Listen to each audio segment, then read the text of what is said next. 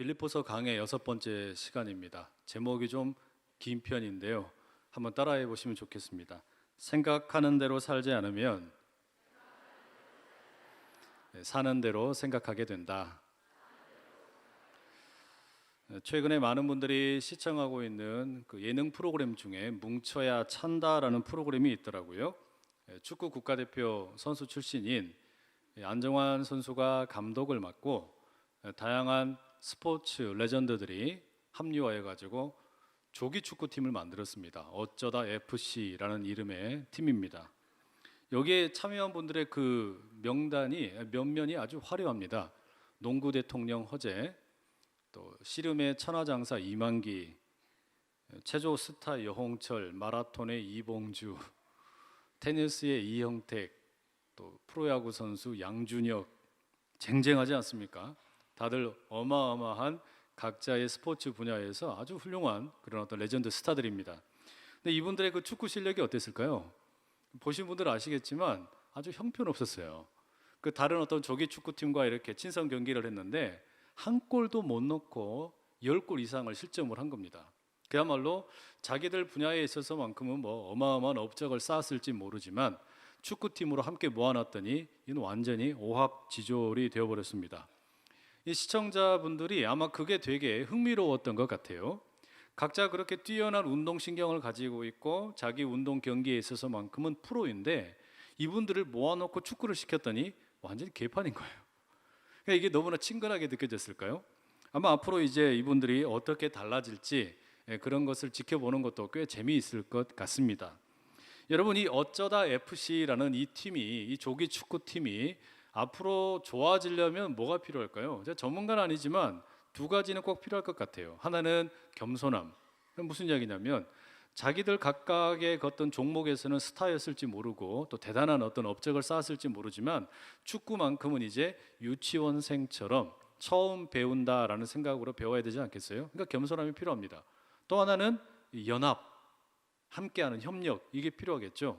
이 축구는 단체 경기이기 때문에 어떤 특출난 한 개인이 있다 그래서 잘 되는 게 아니라 그 여러 사람이 함께 연합을 하고 협력을 해야만 이게 잘 될 수 있겠지요. 뭐 설교를 하면서 무슨 축구 이야기를 이렇게 길게 하나 이상하게 생각하실지 모르지만 사실 바로 그 이야기 때문에 이 말씀을 드렸습니다. 연합과 겸손 때문입니다. 우리는 지난 시간에 이 빌립보 교회에 대한 이야기를 나누면서 이 한 도시가 번창하기 위해서는 적어도 3가지가 필요하다라는 이야기를 나누었죠.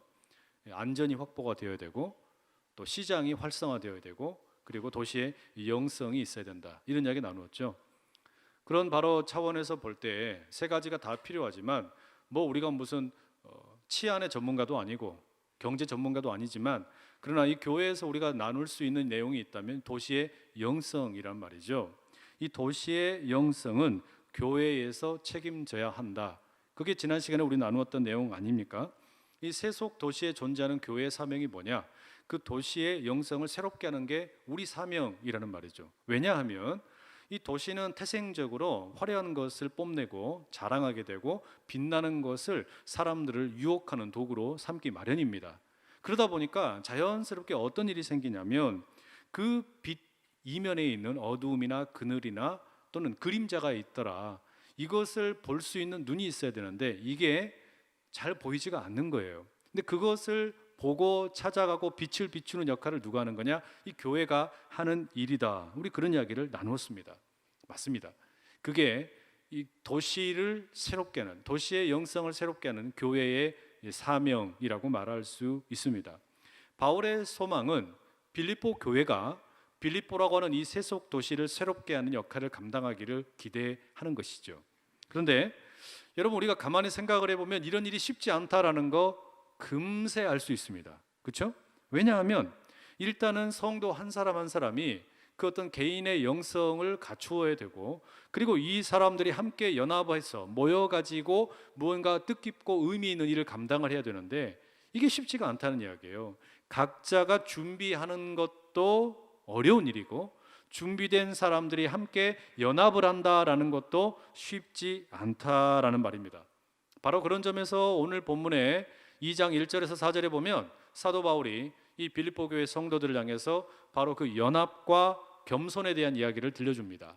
1절과 2절이 주로 연합에 대한 이야기라면 3절과 4절은 이 겸손에 대한 내용을 담고 있습니다. 그런데 흥미로운 사실은요, 여러분 이 1절에서 4절의 이 성경을 헬라어로 읽어보게 되면 전체가 하나의 문장으로 되어 있습니다. 우리말 성경은 여러 개의 문장으로 이렇게 잘게 쪼개어져 있지만 실상은 이게 하나의 문장이란 말이에요. 이게 뭐 꼭 그렇게 맞다라고 말할 수는 없지만 그냥 제 생각입니다. 왜 사도 바울이 이렇게 길게 하나의 문장으로 썼을까? 그것은 아마도 이 연합한다라는 것과 겸손이라고 하는 것이 분리될 수 없기 때문에, 나누어질 수 없기 때문에 이렇게 긴 문장으로 쓰지 않았을까, 이런 짐작을 하게 됩니다. 자, 그럼 여러분 이 바울의 이야기를 우리가 하나씩 살펴보죠. 우선 1절과 2절에 나오는 이 연합에 대한 내용입니다. 함께 읽어보시겠습니다. 1, 2절입니다. 시작. 그러므로 그리스도 안에 무슨 권면이나 사랑의 무슨 위로나 성령의 무슨 교제나 긍휼이나 자비가 있거든 마음을 같이하여 같은 사랑을 가지고 뜻을 합하며 한 마음을 품어. 여러분 이거 우리말인데, 분명히 우리말인데 이해하기가 쉬우세요? 우리말 성경이 쉽지가 않습니다. 이 번역이 그다지 매끄럽지가 않아요. 이 말의 이 구절의 1절 말씀을 좀 쉽게 번역해 본다면 이런 의미입니다. 만약에 여러분들이 예수 그리스도와 함께함으로 어떤 격려를 경험했다면, 만약에 여러분들이 예수님의 사랑으로 인해서 위로를 받았다면, 만약에 여러분들이 성령님과 교제를 나누었다면, 만약에 여러분들이 긍휼이나 자비를 경험했다면, 여러분 이게 무슨 의미인지 이해되시죠? 쉽게 이야기하면 예수 믿어가지고 은혜 받았다면, 사랑을 받았다면, 위로를 받았다면, 이런 이야기예요. 그죠? 그 다음에 2절에 뭐라고 이야기하냐? 2절도 좀 쉽게 번역하면 이런 뜻입니다. 그렇다면 여러분은 모두 같은 생각을 품고 같은 사랑을 가지고 뜻을 같이하고 한 마음이 되어서 내 기쁨이 넘치게 해 주십시오. 그럼 이제 뭔 말인지 이해가 되시죠? 짐작이 되실 겁니다.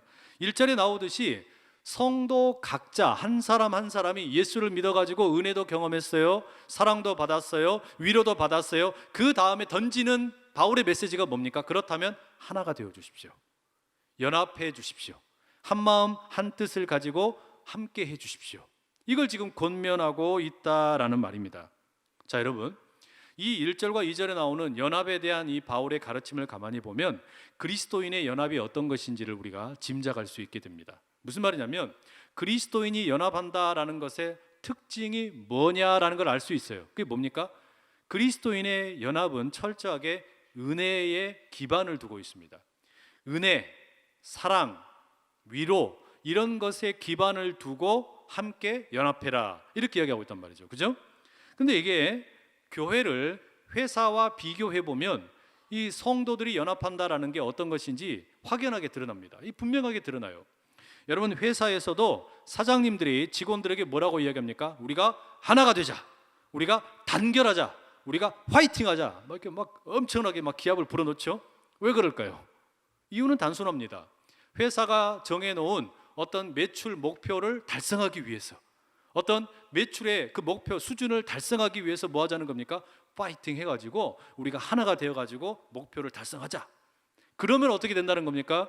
회사에서 성도 여러분, 성도가 아니죠, 직원 여러분들에게 월급도 주고 또 성과급도 나눠준다. 그럼 여러분 이게 어떻게 되는가 보세요. 선연합 후 대가 지불이에요. 그죠? 먼저 연합을 하고 활동을 한 다음에 그 다음에 각자 모든 사람들에게 해당하는 몫의 어떤 대가를 지불받게 된다는 겁니다. 그런데 교회를 보니까, 그리스도인의 연합을 보니까 이게 순서가 거꾸로인 겁니다. 교회는 선, 은혜, 후 연합이더란 말이죠. 먼저 은혜를 받아요, 먼저 사랑을 받아요, 먼저 위로를 받아요. 하나님으로부터 감당할 수 없는 엄청난 은혜를 충만하게 받습니다. 그 다음에 뭐하라 그러는 겁니까? 연합하라. 그 다음에 연합하라 라고 이야기하는 겁니다. 그렇기 때문에 바울이 지금 교회 성도들에게, 이 빌립보 교회 성도들에게 들려주는 메시지는 연합을 해가지고 뭔가 대가를 구하라 이 얘기가 아니라, 여러분들은 이미 충분히 받았다면, 은혜 받았다면, 사랑 받았다면, 그 감격 속에 있다면 연합한 게 필요하다는 이야기입니다. 왜 연합하라고 이야기하겠어요? 그렇게 연합을 해야 도시의 영성을 새롭게 하든지 말든지 쓰임받을 거 아니냔 말이죠. 우리 한 사람 한 사람을 향해서 예수 그리스도께서 만나주시고 위로해 주시고 사랑을 주신 다음에 우리를 연합케 하셔서 이 도시의 어두운 곳에 빛을 비춰라, 이 사명을 맡기려고 하신단 말이죠. 이게 말하자면 사도 바울의 어떤 메시지라고 할 수 있습니다. 그런데 여러분, 이렇게 연합을 하라고 사도 바울이 강력하게 외치고 또 외치고 있지만 이게 쉽겠습니까? 앞서도 말씀드렸지만 이게 쉽지가 않아요. 함께 모여가지고 뭐 하자 그러면 꼭 잘난 척하는 놈들이 있어요. 아주 꼴 보기 싫은 사람들이 있습니다. 그런 이유 때문에 연합이 쉽지가 않습니다. 사람들이 함께 모인다는 게 이게 여간 어려운 일이 아니에요. 그래서 바울이 3절과 4절에 덧붙이는 말이 뭡니까? 겸손입니다. 우리 3절, 4절 말씀 함께 읽어보시죠. 시작.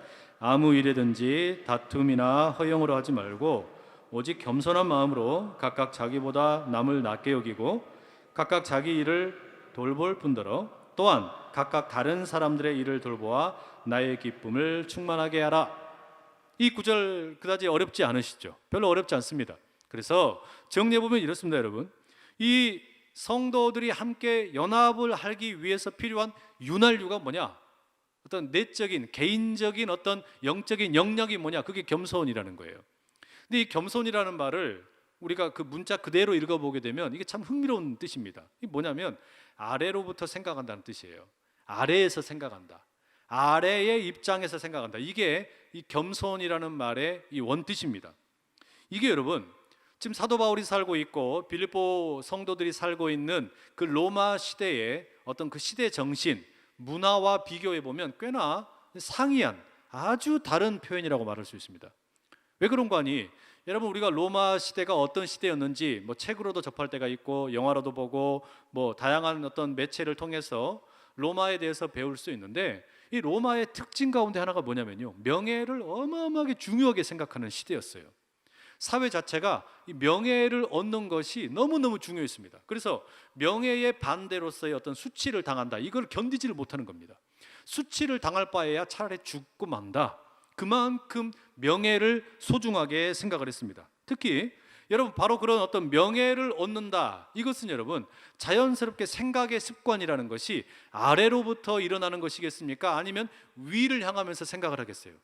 당연히 위를 바라보겠죠. 이 명예라고 하는 것이, 이 사람들이 생각하는 명예라는 것은 내가 어딘가 높은 자리에 올라가서 얻게 되는 명예, 이게 당연한 거였거든요. 특히 여러분, 이 로마의 그 귀족들의 어떤 그 사이에서는 그 커서스 아너룸이라는 게 있었어요. 이게 우리식으로 쉽게 이야기하면 성공의 사다리라는 겁니다. 그러니까 어느 특정한 나이대에는 특정한 관직에서 특정한 일을 할 수 있습니다. 그 다음에 또 나이가 되고 경험이 쌓이면 또 한 단계 올라가요. 그럼 거기서 또 조금 더 무거운 일을 맡습니다. 또 경험을 쌓고 조금 더 나이가 차면 또 올라가요. 이런 식으로 올라가면서 뭐 하는 겁니까? 관직이 올라가면서 명예도 더 커지는 거예요. 이런 식으로 여러분, 사람들이 그러니까 자연스럽게, 특히 그 로마의 귀족들에게는 위로 올라가고자 하는 욕망이 자연스럽게 배어 있는 거예요. 그러니까 밑에서 생각한다, 아래에서 생각한다, 이건 있을 수가 없는 일이에요. 이 사람들에게 있어서는 그건 너무나 낯설은 이야기란 말이죠. 그런데 바로 그 이야기를 지금 누가 하는 겁니까? 사도 바울이 빌립보 교회 성도들에게 들려주고 있는 겁니다. 이 빌립보라고 하는 너무나 세속적인 도시, 로마의 어떤 그 모양을 그대로 본뜬 작은 로마라고 불려도 부족할 것이 없는 이런 도시에 살고 있는 그 사람들에게, 그 교인들에게 바울은 명예에 대한 이야기가 아니라 겸손에 대해서 이야기하는 거예요. 높은 것을 생각하는 습관이 아니라 아래로부터 생각하는 습관을 가져라라고 그 겸손에 대해서 이야기합니다. 그래서 결국 뭐라고 이야기합니까? 자기 자신보다는 남들을 더 낮게 여기고 또 내 일만 챙기지 말고 다른 사람들 어떻게 살고 있는지 제발 좀 돌아봐라, 이렇게 이야기하고 있단 말이에요. 이거는 지금 어떤 그 로마의 어떤 명예를 소중하게 여기는, 성공의 사다리를 타고 올라가기를 원하는 이런 어떤 사회 배경과는 전혀 다른 모습이라는 말입니다. 자, 그럼 여러분, 왜 사도 바울이 이렇게 이야기하는지 어느 정도 정리가 됩니다. 무슨 이야기냐면, 이 바울의 주된 관점은 뭐냐면, 세속 도시에 있는 교회가 이 교회를 통해서 도시의 영성이 새로워지기를 원한단 말이에요. 이건 어찌 보면 좀 큰 이야기죠. 어찌 보면은 공동체 전체의 교회에 대한 이야기예요. 근데 그 일을 감당하려면 뭐가 필요하냐면 성도들이 연합을 해야 돼요. 근데 연합을 하는데 그냥 연합을 해서는 안 되고 성도 한 사람 한 사람이 겸손하게 연합이 돼야 됩니다. 그렇기 때문에 도시의 영성을 새롭게 하는 일을 감당하기 위해서 결국 여러분 이것은 마치 어떤 그 삼각형이 역삼각형의 모습으로 커다란 이야기에서 결국 깔때기 밑으로 내려오면 개개인 한 사람 한 사람이 이 겸손의 영성을 갖추는 것을 요구하고 있는 겁니다. 이게 그래서 여러분 3절 4절에 보면 자주 등장하는 표현이 뭐냐면 각각이라는 말이에요. 각각. 여러분 각자 각각 한 사람 한 사람이 뭘 연습하라는 겁니까? 겸손을 연습하라는 겁니다.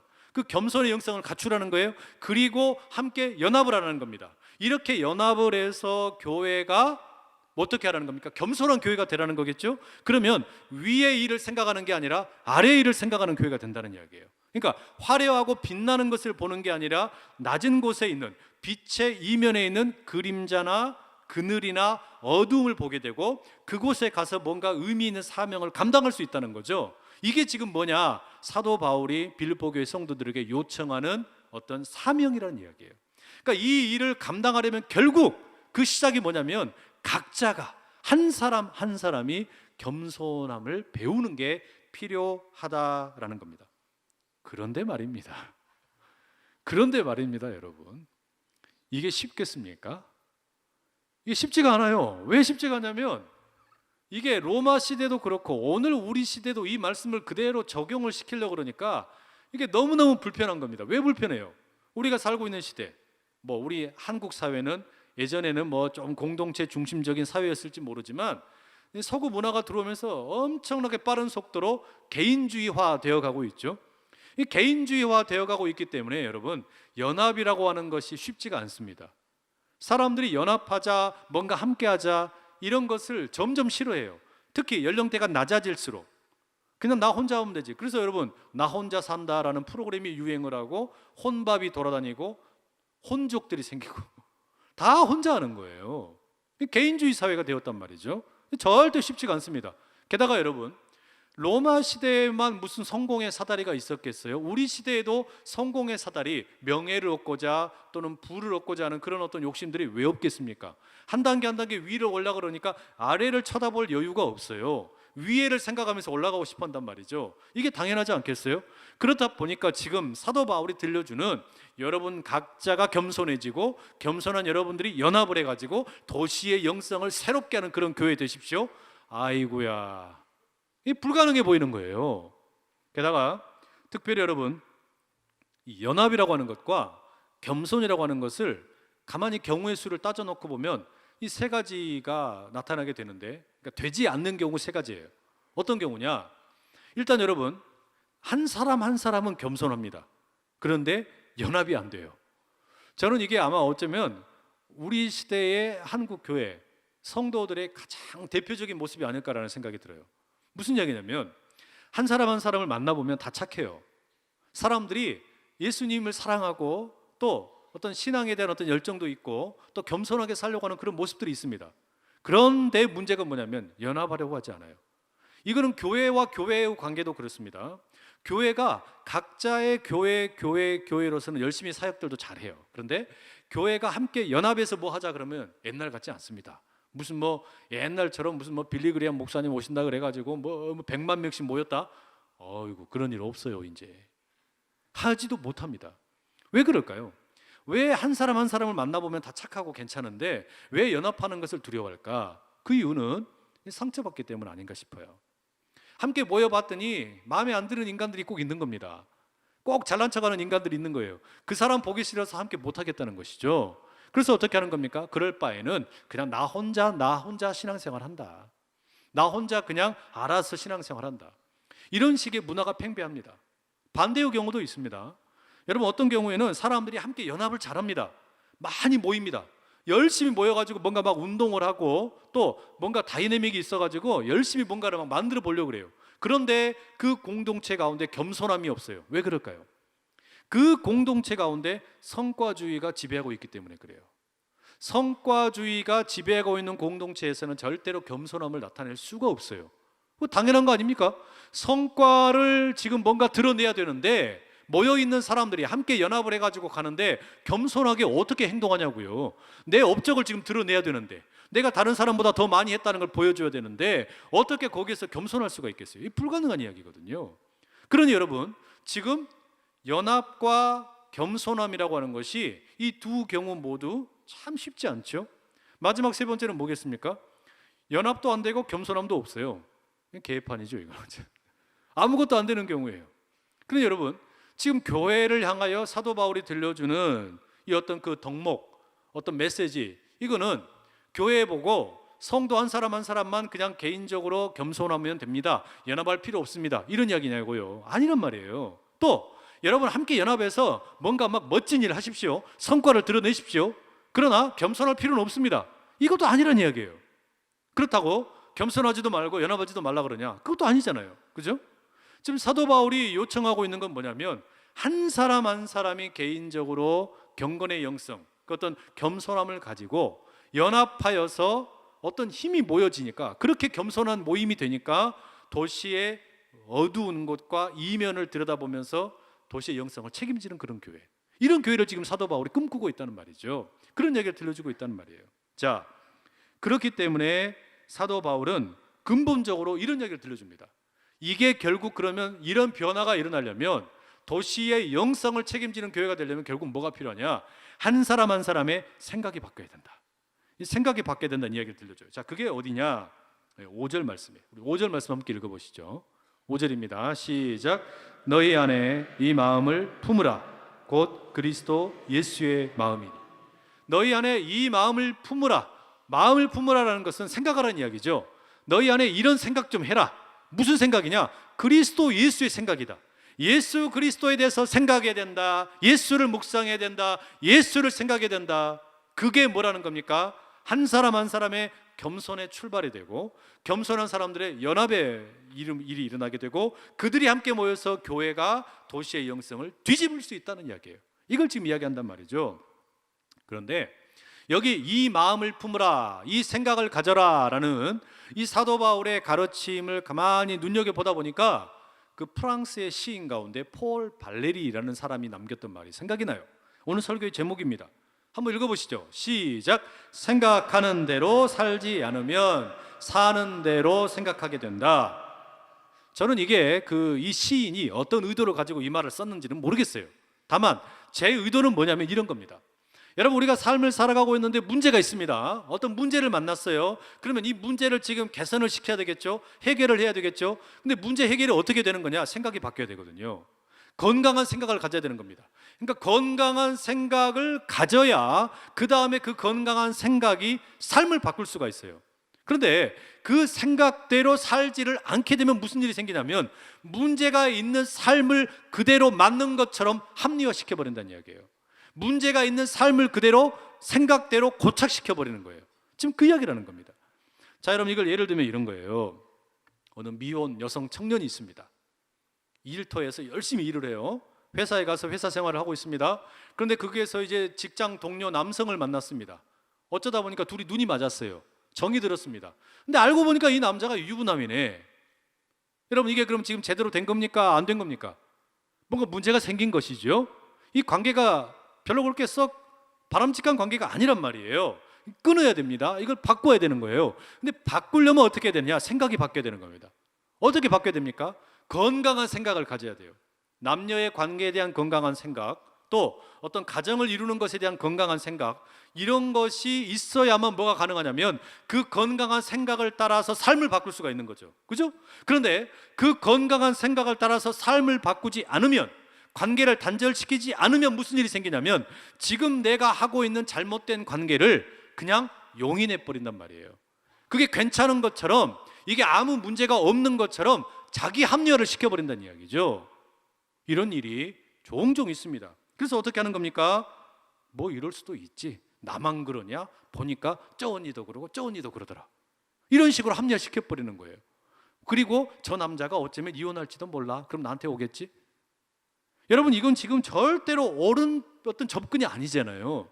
자기 삶의 문제가 있는 것에 대해서 이걸 그대로 그냥 맞다라고 만들어버리는 거잖아요. 여러분, 이게 죄가 만드는 게 우리한테 찾아와서 하는 일이 그거 아닙니까? 죄가 인생 가운데 찾아와서 벌이는 일이 그거예요. 하나님께서 아담과 하와에게 너 이 생명나무에, 선악을 알게 하는 나무의 과일 먹지 마라 그랬는데 먹어버렸단 말이에요. 먹어놓고 나서 이 아담과 하와가 하는 게 뭐냐면 자신들이 한 것을 자꾸 정당화시키려고 한단 말이에요. 아담도 그러고 하와도 그러고. 아담은 너 왜 먹었어? 그랬더니 하와가 먹으라 그랬는데요. 하와는 왜 먹었어요? 그랬더니 뱀이 먹으라 그랬는데요.